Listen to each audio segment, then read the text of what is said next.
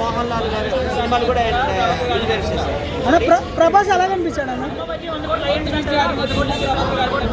Budget 200 కోట్లు అండి, 100 కోట్లు కాదు. 100 కోట్లు అనుకుంటారు కానీ 200 కోట్లు అయితే చాలా బాగా యాక్ట్ చేస్తారు. కన్నప్పగా శివుని భక్తులుగా స్టార్టింగ్లో శివుని నమ్మడు, తర్వాత శివుని భక్తులేని అన్నట్టు.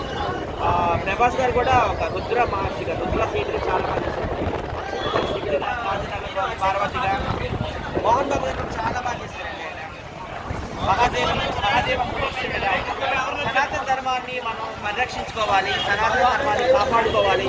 ఇలాంటి సినిమాలు ఖచ్చితంగా రావాలి. సో హిందూ బంధువులందరికీ చెప్పేది సినిమా తప్పకుండా చేయండి, సినిమాని హిట్ చేయండి. మన హిందూ ధర్మాన్ని కాపాడుకుందాం, సనాతన ధర్మాన్ని కాపాడుకుందాం. సినిమా అయితే చాలా బాగుంది. శివునికి కన్నప్పకి మధ్య జరిగే సన్నివేశాలే సినిమా అండి. గతంలో కన్నడ కంఠీరవ రాజ్కుమార్ గారు చేశారు.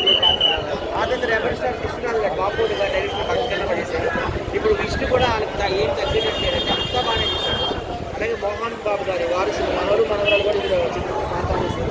అందరూ కూడా ప్రతి ఒక్క పాత్రలు కూడా న్యాయం చేశారు. ముఖ్యంగా ప్రభాస్ గారు, మంచు విష్ణు గారు, మోహన్ బాబు గారి రోల్ అయితే హైలైట్స్ ఉన్నాయి. ఎన్ని కోట్లు కలెక్షన్ చేశారు?